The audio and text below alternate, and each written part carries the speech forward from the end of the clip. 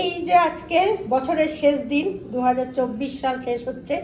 আজকে আমি তোমাদের কাছে একটা সত্যি কথা স্বীকার করছি, মানে একদম অকপটে স্বীকার করছি যে সত্যি বলছি, বিশ্বাস করো, আমার স্বামীর মতো স্বামী হয় না। আমি মানে ভীষণ গর্বিত ওকে নিয়ে, এত ও ভালো।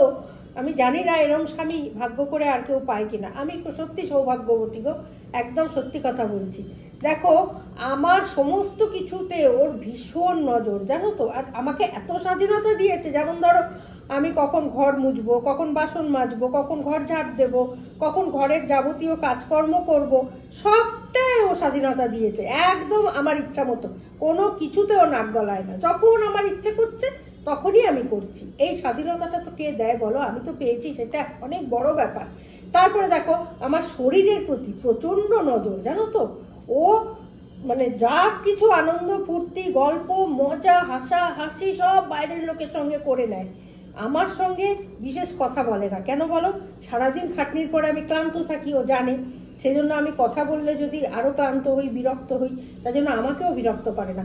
খুব বেশি হলেও মোবাইল ঘাটে, কিন্তু আমার সঙ্গে কথা বলে আমাকে কিন্তু একদম ক্লান্ত করার চেষ্টাও করে না, বিরক্ত করারও চেষ্টা করে না, রেস্ট নিতে দেয়। ফলে আমার শরীরের প্রতিও নজরটা মারাত্মক, এরকম তো পাওয়া যায় না বলো। তারপরে ধরো, এই যে আমার পোশাক আশাক, সাজগোজ, সমস্ত কিছুতে ওর নজর। একটা কিচ্ছু আমাকে নতুন কিনে দেয় না। কেন বলো তো? পাছে আমার প্রতি নজর পড়ে কারণ।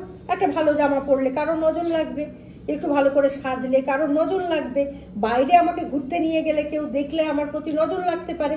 এই সমস্ত কিছু থেকেও আমাকে দূরে রেখেছে। তার কারণ একটাই, যাতে নজর লেগে আমার শরীরটা খারাপ না হয়।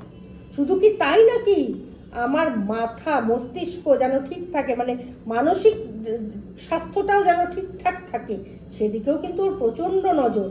কি মানে ভাবতে পারবো না, এত নজর। ওর সামনে গেলেই কি বলবে সেটা শুধু একবার দেখো, তোমরা বুঝতে পারবে যে আমার মানসিক মানে স্বাস্থ্য নিয়েও কতটা ভাবে। এ দেখো কি গা মাথা খারাপ করে যাও, দেখেছে? দেখো, আমার মাথাটাও যাতে ঠিক থাকে সেদিকেও কিন্তু ওর নজরটা। এরকম স্বামী কি পাওয়া যায় গো? 2024 সালে এসে আমি তোমাদের কাছে স্বীকার করলাম, এরম স্বামী যদি কারোর ঘরে কেউ যদি পেয়ে থাকো, আমায় জানি, আমি জানি কেউ পাওনি। এটা আমার ভাগ্য, আমাকে ঈশ্বর দিয়েছেন এই ভাগ্য।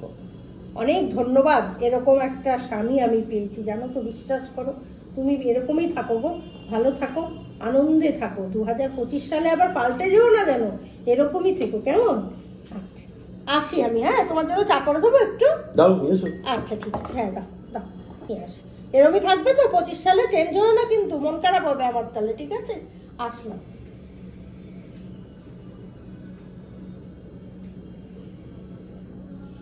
ভালো কথা বললো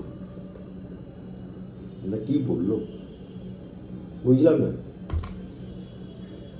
বুঝলে একটু কমেন্ট বক্সে দেবেন তো।